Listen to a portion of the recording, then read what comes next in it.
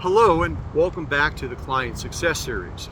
I am Jason Valentine, the qualifying broker with Caldwell Banker High Desert Realty, and every episode in this series is designed to remove one more piece of uncertainty from your real estate transaction. And in our last episode, we talked about the home inspection and how buyers and sellers work through concerns that may come up.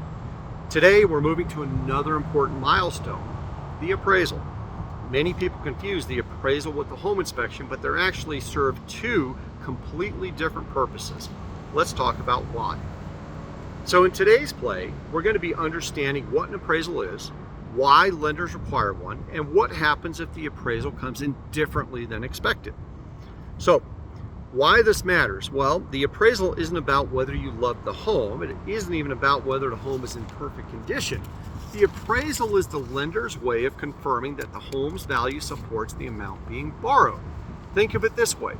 If a lender is investing hundreds of thousands of dollars into the purchase, they want an independent opinion of what the property is worth and what everybody has agreed to pay. Now, what happens during the appraisal? A licensed appraiser is going to visit the property and evaluate several factors, including the size and condition of the home, the features and improvements, the location, and most importantly, how it compares to recently sold comparables in the area. Those recent sales help the appraiser determine an opinion of market value. And after the inspection, the appraiser prepares his report and sends it to the lender. So what if the cost comes in lower? This is probably the question I hear most often, and that is sometimes good news. A lower appraisal doesn't automatically mean the transaction is over. It just means that there's several possible solutions. The buyer and seller can agree to renegotiate. The buyer may choose to bring in additional funds. The seller may decide to adjust the price, or depending on the contract, there might be other options available. Every situation is unique, and if this ever happens, I'll walk you through the options so you understand them clearly before making any decision.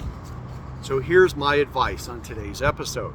Don't worry about something that hasn't happened. The vast majority of appraisals come back without creating major issues.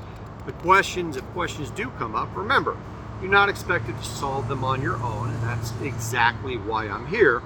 And we'll evaluate the situation together, determine the best path forward, and help you make a decision. So what I'm going to be doing while the appraisal is being conducted, I'll continue coordinating with your lender, the title company, and the other parties involved. I'm going to monitor deadlines, communicate updates, and make sure the transaction keeps moving towards closing. And if anything unexpected comes up, you'll hear from me quickly with a plan, not just a problem.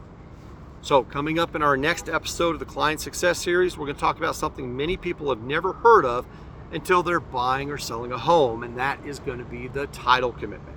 I'm going to explain what this is, why it's so important, and how it helps ensure you receive clear ownership of the property.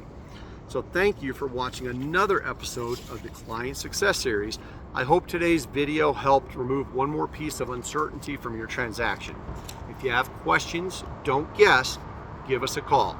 I'd much rather spend 5 minutes answering some questions than spending 5 hours worrying about something that turns out as completely normal. So thank you again for trusting us to guide you through this journey, and I'll see you on the next episode of the Client Success Series.